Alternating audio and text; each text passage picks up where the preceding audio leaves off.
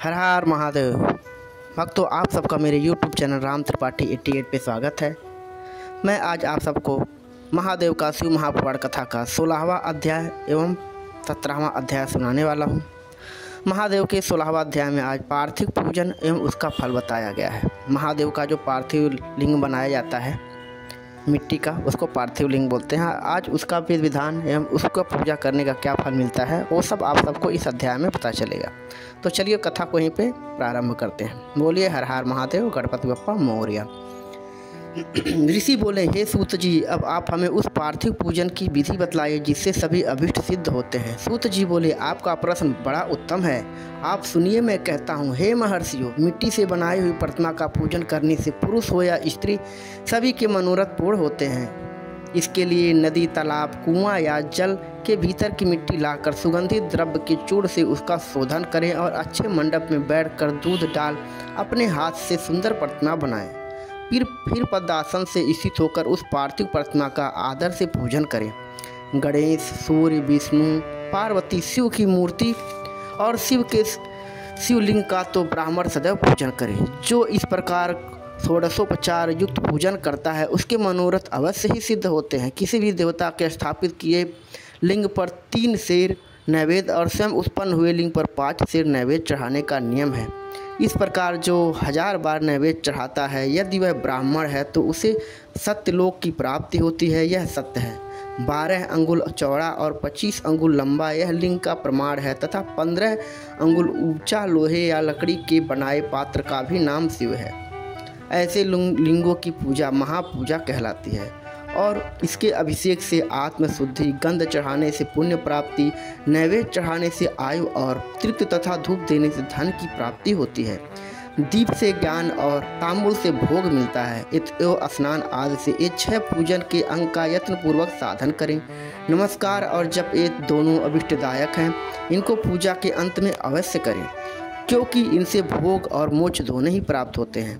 मानसिक पूजन में भी इनको अवश्य ही व्यवहार में लावे। जो जिस देवता की पूजा करता है वह उस देवता के लोक को प्राप्त होता है, साथ ही उसे उसके जीवन के लोकों में भी यथेष्ट भोग मिलते हैं। हे महर्षियों, आप श्रद्धा से सुनिए, मैं विशेष रीति से वर्णन करता हूँ।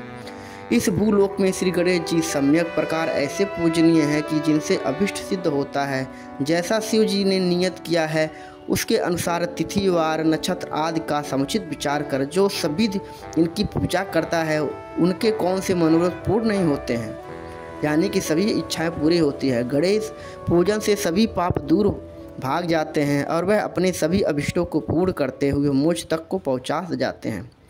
इसी प्रकार श्री विष्णु जी तथा और भी देवताओं की जो जिसकी पूजा करना चाहता है उन देवताओं के वार, तिथि, नक्षत्र का विचार कर षोडशोपचार पूजन भजन करे तो उसके अभिष्ट की प्राप्ति होती है। शिव जी की पूजन तो सब मनोरथों को देने वाला है।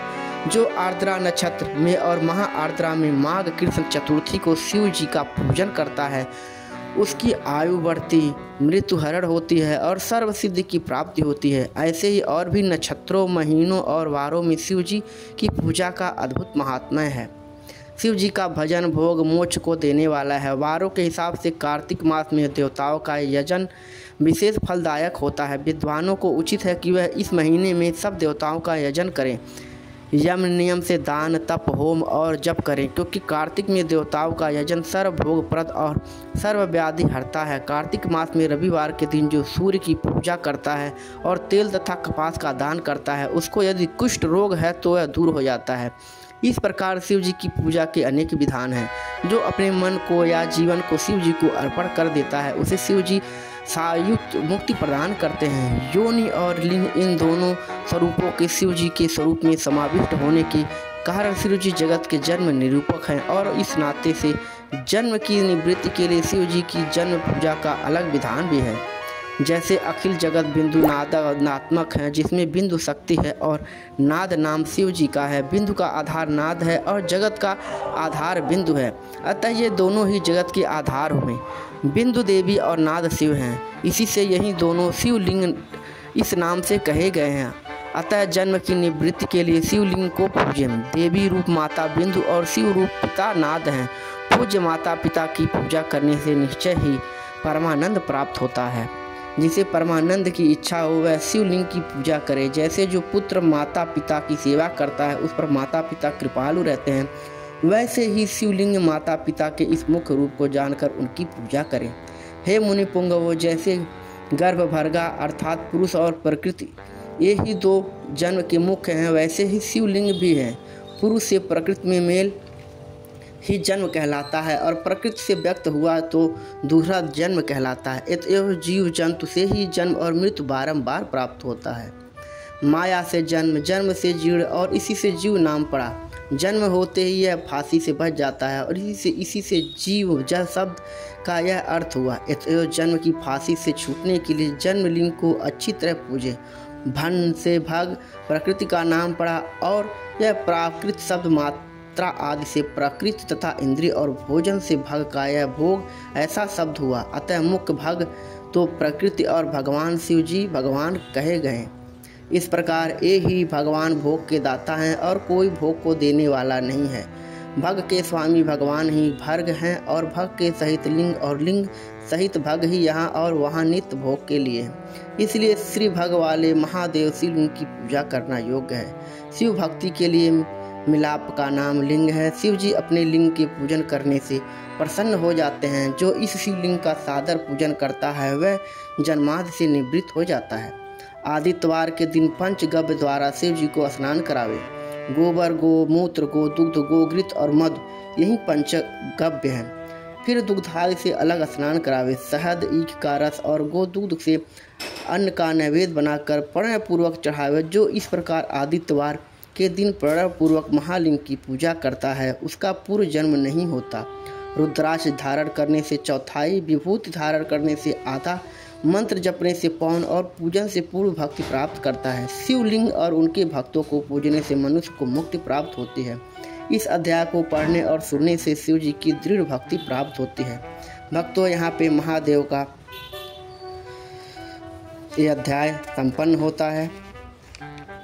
अब आपको मैं आगे का अध्याय सुनाने जा रहा हूँ।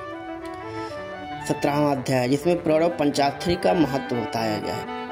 ऋषियों ने कहा, हे महामुनि, प्रणव एवं खड़लिंग का क्या महात्म्य है तथा शिव जी की भक्ति पूजा का क्या विधान है, हमें सुनाइए। सूत जी बोले, हे ऋषियों, अब आप लोग बड़ा उत्तम प्रश्न पूछा है। इसका उत्तर तो श्री महादेव जी ही जानते हैं, अन्य नहीं। फिर भी शिव जी की कृपा से मैं कहता हूँ, शिव जी हमारी और आपकी रक्षा करे। प्रकृति से उत्पन्न हुआ परम संसार को नौ का स्वरूप है, इसलिए पंडित इसे प्रणव कहते हैं। प्रपंच नहीं और वह तुमसे अर्थात तुमसे कुछ प्रपंच नहीं है, यही प्रणव का अर्थ है। जो अपने वाले को मोक्ष देता है और इसलिए यह प्रणव कहा जाता है। यह प्रणव माया से रहित होने के कारण सर्वदा नवीन है और इसी से पंडित इसे प्रणव कहते हैं। यह प्रणव सूक्ष्म स्थूल दो प्रकार का है। इसको एकांत में जपने से भोग की प्राप्ति होती है और इसे 36 करोड़ जप जो लेता है वह योगी हो जाता है।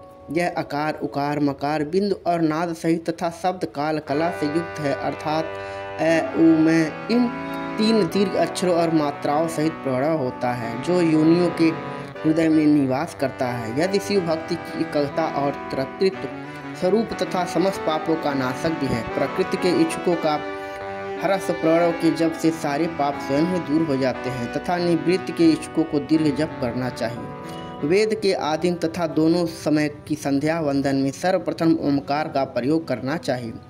प्रणव के 9 करोड़ जप से पुरुष शुद्ध हो जाता है, फिर 9 करोड़ जप से पृथ्वी का जप, फिर इतने ही जप से तेज का, इतने ही 9 करोड़ जप से वायु का और 9 करोड़ से गंधादि का जप होता है। हे ब्राह्मणों, नित्य सहस्त्र मंत्र जप करने से ओमकार से प्रबुद्ध हो शुद्ध योग को प्राप्त होता है। फिर जितेंद्रिय होकर जो 105 करोड़ प्रणव का जप करता है वह पंचारण से बाहर शिव लोक को प्राप्त होता है, जहाँ राजमंडल, उत्तम नदी का स्थान और तर्प रूप वृषभ के दर्शन होते हैं। जहाँ नंदी का स्थान है उसके आगे के शिव वैभव को कोई नहीं जानता है। यहाँ नंदीकेश्वर बाहर स्थित होकर पंचाक्षर मंत्र की उपासना करते हैं। महात्माओं का वाक्य है कि शिवलोक की जानकारी बिना शिव की कृपा के नहीं होती। जो ब्राह्मण और गुरु से प्राप्त कर शिव पंचाक्षरी का 5 लाख जप करता है उसकी आयु बढ़ती है। स्त्री स्त्रीत्व से छूट जाती है, क्षत्रिय क्षत्रियत्व से छूटकर ब्राह्मण हो जाता है और पुनः मुक्त हो जाता है, वैश्य से छूटकर क्षत्रिय हो जाता है और वह ब्राह्मण कहलाता है, तथा शूद्र 25,000 जपे तो ब्राह्मण के समान शुद्ध हो जाता है।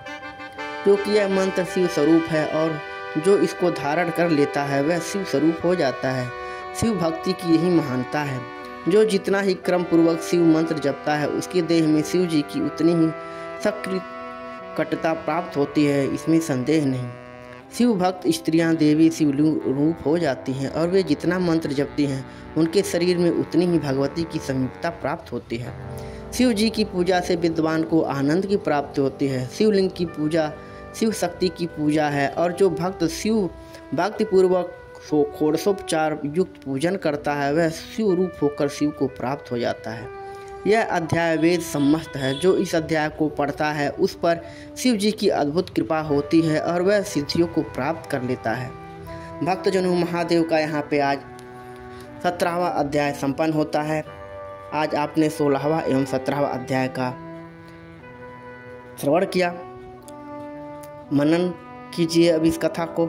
महादेव ने यहाँ पे बहुत सारा अपने मुखार बिंदुओं से लिंग के बारे में वर्णन किया है एवं महादेव का ओमकार पंचाक्षर जो मंत्र है उसके बारे में महादेव ने ऋषियों से स्वयं यहाँ पे बतलाया है। तो भक्तों, शिव महापुराण में आप सबको बहुत सारा शिव भक्ति के साधन उपाय बताए जाएंगे। कृपया आप शिव महापुराण कथा को ध्यान पूर्वक सुनें। सुनने के बाद उसका मनन जरूर करें।